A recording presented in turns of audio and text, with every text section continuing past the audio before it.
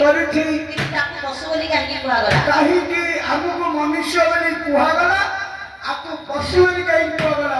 ଆଜ୍ଞା ମନୁଷ୍ୟମାନେ ସବୁ ଭଲ ମନ୍ଦ କିଛି ଜାଣିପାରୁଛନ୍ତି। ଇଏ ମୋର ବାପା, ଇଏ ମୋର ଭଉଣୀ, ଇଏ ମୋର ମା, ସିଏ ମୋର ଭାଇ, କିନ୍ତୁ ପଶୁ ତାହା ଜାଣିପାରେନି ଆଜ୍ଞା।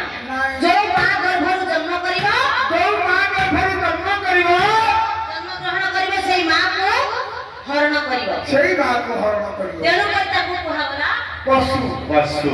ଆପଣ ଗୋଟେ ନାରୀଟାକୁ ବନ୍ଧନ କରିଛନ୍ତି, ପିଲାଟା ଦେଖନ୍ତୁ ବନ୍ଧନ କରିବାରୁ ମୋ ତମେ ପିଲାଟା ଭାବୁଛ ଯେ ତମେ ଗାଳି କରୁନାହାନ୍ତି। ହଁ ଏଇଟା ମାର ଧୂଳି, ମାର ଗାଳି ତାଙ୍କର ଧୂଳି। ଏବେ ମୁଁ ଆପଣଙ୍କୁ କଣ ଗାଳି କଲି? ଆଉ ଏଇଟା କଣ? ଏଇଟା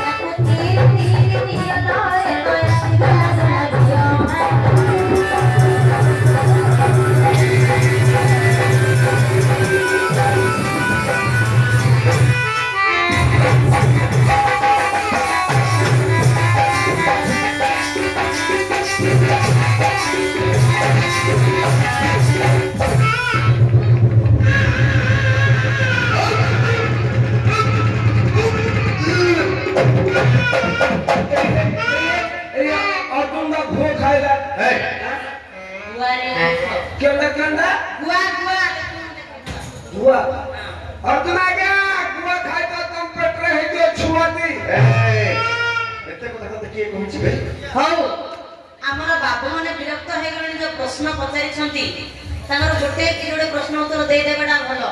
କାହିଁକି ନା ସେ ବାପା ଗୋଟେ ପ୍ରଶ୍ନଟେ ପଚାରିଛନ୍ତି, ଆପଣ ପଚାରୁଛନ୍ତି ପରା?